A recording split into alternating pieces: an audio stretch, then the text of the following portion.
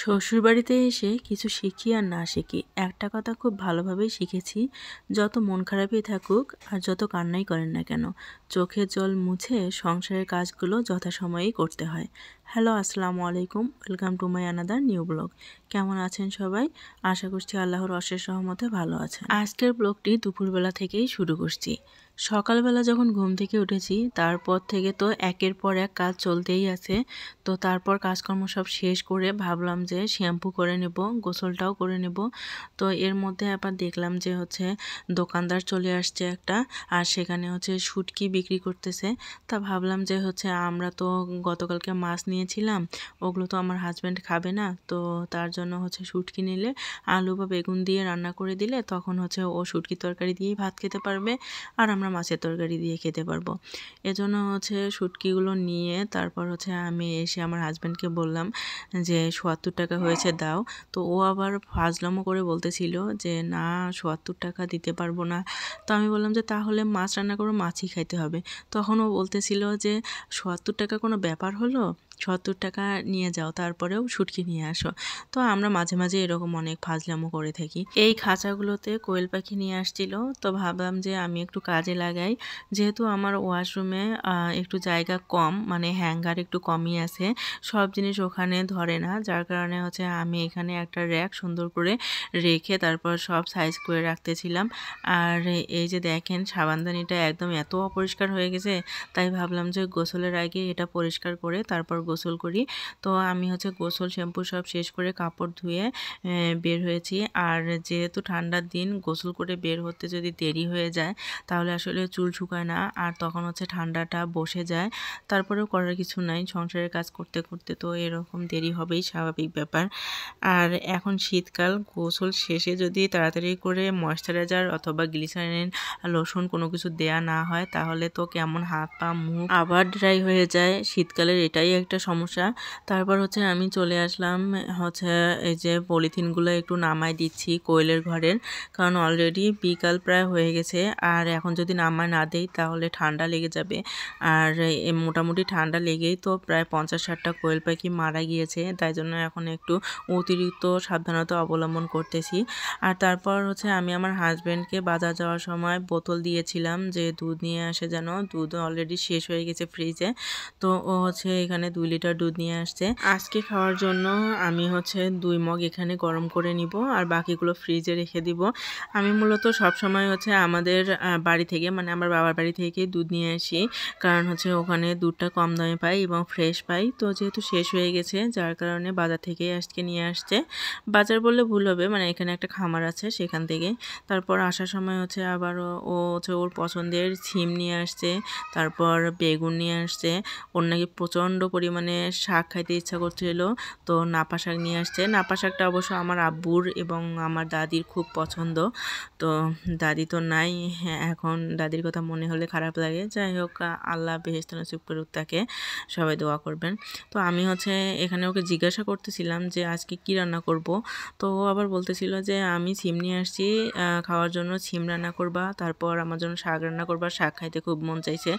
আবার আমাদের জন্য আবার মাছও রান্না করব। তো বলতেছিলাম যে একদিনেই কত কি রান্না করব, আবার লাউয়ের অর্ধেকটা আছে সেটাও নষ্ট হয়ে যাবে। তো তারপর ডিসিশন নিলাম যে ঠিক আছে, শাক রান্না করি আর সিম রান্না করি, ওইদিকে আমাদের জন্য 4 পিস মাছ রান্না করব, তাতেই হয়ে যাবে। এখানে আবার একটা মজার কথা, আমি না যতদিনই সিম রান্না করি আমার হাজব্যান্ডের পছন্দ হয় না। সত্যি কথা বলতে আমার নিজেরই পছন্দ হয় না, কেন জানি না। সিম রান্না করলে হয় পুড়ে যাবে, নতুবা স্বাদ হবে না, মানে একটা না একটা ঝামেলা লেগেই থাকে। যার কারণে আমি আমার হাজব্যান্ডকে বলতেছিলাম যে তুমি জানোই যে আমি সিম রান্না করতে পারি না, তারপরেও কেন সিম আনো।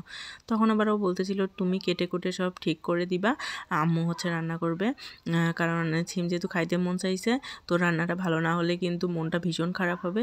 তো যার কারণে ভাবলাম যে ঠিক আছে, রান্নাটা আমার শাশুড়িই করবে আর বাকিগুলো আমি করব। এর মধ্যে আবার আমার প্রচণ্ড খিদা লেগেছে, তো দুধ যেহেতু গরম করাই ছিল আর মুড়ি দিয়ে চিনি দিয়ে খেয়ে নিলাম। আর আমার হাজব্যান্ডের জন্য মগে করে আলাদা করে করে রেখে দিচ্ছি, কারণ ও হচ্ছে প্রচণ্ড পরিমাণ অলস এদিক থেকে, খাওয়ার দিক থেকে ও খাইতেই চায় না।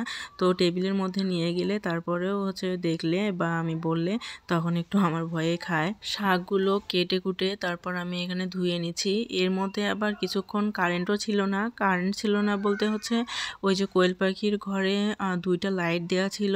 তো তাপের পরিমাণ মনে হয় একটু কম হচ্ছিল বলে কোয়েল পাখিগুলো মারা যাচ্ছিল। যার কারণে আমার হাজব্যান্ড আবার একটা ওর ছোট ভাই, ও হচ্ছে কারেন্টের কাজ পারে, ওকে নিয়ে আসছে যে আলাদা করে আরও 2টা লাইট দেওয়ার জন্য। তো ওগুলো হচ্ছে ঠিক করতে করতেই মিনিমাম 15 থেকে 20 মিনিটের মতো লাইন অফ করেছিল। তো তখন হচ্ছে আমি ফ্ল্যাশ লাইট দিয়েই ফোনের কাজগুলো সেরে নিলাম, কারণ এমনিতেই রাত হয়ে গেছে। আর শাক টাক রান্না করলে আসলে আগেই যদি ওগুলো কেটে কুটে না রাখা হয় তাহলে অনেক ঝামেলা হয়ে যায়। তো আমি হচ্ছে মাছগুলো ওইদিকে পরিষ্কার করে নিচ্ছি, এইদিকে আবার শাকটা সিদ্ধ করতে দিয়েছি। তো অলরেডি শাকটা আমার সিদ্ধ হয়ে গেছে, এখন হচ্ছে তেলে দিব। তো মরিচ পেঁয়াজ অফ ক্যামেরায় আমি কেটে নিয়েছিলাম রসুন সহ, তো সেগুলো হচ্ছে এখন ভেজে নিয়ে তারপর হচ্ছে শাকটা তেলে দিচ্ছি। শাক খেতে কে কে পছন্দ করেন বলেন তো? আমার তো ভালোই লাগে শাক খেতে। শাক ভর্তা হলে কেন জানি না তৃপ্তি সহকারে ভাত খাওয়া যায়। মাঝে মাঝে তো মাছ মাংস দিয়েও হয়তো তৃপ্তি লাগে না, যেটা আর কি শাক ভর্তাতে পাওয়া যায়। তো ওইদিকে আমার শাশুড়ি আবার সিমটা রেডি করে দিয়েছে। তো আমি হচ্ছে সিমটা চুলায় বসিয়ে দিয়ে এদিকে মাছগুলো পরিষ্কার করে রেডি করে নিচ্ছি। সংসার জীবন খুব কঠিন, তাই না? সংসার জীবনে আসলে আপনাদের মন খারাপ, ভালো লাগা, মন্দ লাগা, কান্না, অভিমান, এগুলোর কোনোই মূল্য নেই। যতই আপনার খারাপ লাগুক, যতই আপনি কান্না করেন না কেন, তারপরেও যেন সকাল থেকে রাত পর্যন্ত যে কাজকর্মগুলো সেগুলো করতেই হয়। হাজার মন খারাপ মনের মধ্যে চাপা রেখে, বুকের মধ্যে কষ্টগুলো লুকিয়ে রেখেও আপনাকে সব কাজ শেষ করতে হয়। এটাই হয়তো শ্বশুরবাড়ি, কিন্তু করার কিছুই নেই বলেন। সংসারে যদি আপনার মন খারাপ থাকে আর সেটা যদি কাউকে বলতে যান, সেটা নিয়েও একদিন মানুষ দুর্বলতার সুযোগ পেয়ে সেখানেই আঘাত হানে। তাই জন্য কাউকে কোনো কিছু বলাও যায় না। আর বাবা মাকে কিছু শেয়ার করবেন, তখন তাদের মনটা ভীষণ খারাপ হয়। মনে হয় যে আমার মেয়ে হয়তো সংসারে ভালো নেই বা অনেক কষ্টে আছে। এগুলোর জন্য বাবা মার সাথেও কোনো কিছু শেয়ার করতে ইচ্ছা করে না। সবশেষে একটাই কথা, সেটা হচ্ছে নিজের খারাপ লাগাকে নিজেই আসলে ওভারকাম করতে হবে। একসময় নিজেই খারাপ লাগবে, একসময় নিজেই আবার সেগুলোকে মানিয়ে গুছিয়ে নিয়ে ভালো লাগা তৈরি করতে হবে। এরই নাম হয়তো জীবন, এরই নাম হয়তো সংসার জীবন। যাই হোক, এ পর্যায়ে আমার প্রিয় আপু এবং ভাইয়াদের কাছে একটি ছোট্ট রিকোয়েস্ট, যারা এখন পর্যন্ত আমার ভিডিওটি কন্টিনিউ করতেছেন কিন্তু ভিডিওটাতে লাইক দেননি, তারা প্লিজ একটি লাইক দিয়ে দিবেন, কারণ আপনাদের একটি লাইকের জন্য ভিডিওটি আমার অনেকজনের কাছে পৌঁছাতে সাহায্য করবে।